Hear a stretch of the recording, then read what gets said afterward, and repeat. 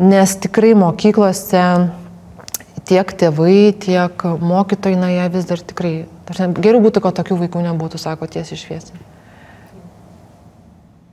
Mano pažįstamai, pavyzdžiui, vienai mamai taip yra tiesiai šviesiai pasakė, sako, jūs galite eiti į mūsų mokyklą, bet mes nenorim savo mokyklą.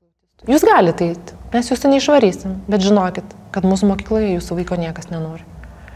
Ir tada, žinot, mama pastatoma į tokią psichologinę situaciją, kur, nu gerai, aš vesiu tą vaiką į tą mokyklą, bet ten jo niekas nenori, taip yra pasakoma.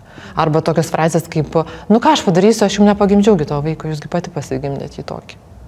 Ir taip kalba įstaigų vadovai, ugdymo įstaigų vadovai arba ten administracija. Tai šitas dalykas vis dar yra, jis vis dar egzistuoja ir jis yra, žinot, mokykla, ugdymas, tai yra mūsų Lietuvos Respublikos visų vaikų teisė.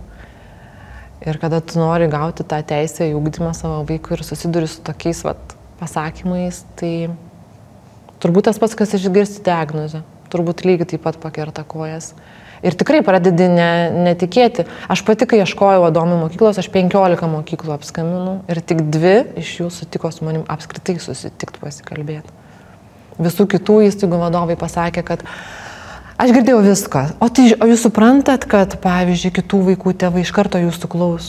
Kodėl jūs savo vaiką norit į mūsų klasę vesti? O jūs pasiruošus atlaikyti tokį spaudimą?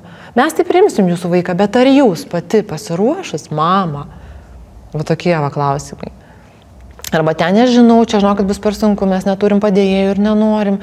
Mes nenorim, suprantat, mes siekiam aukštų balų. Mes nesiekiam būti atviri visiems, mes siekiam aukštų balų. Jūs suprantat, kad jūsų vienas vaikas mūsų visos mokyklos reitingą numuš.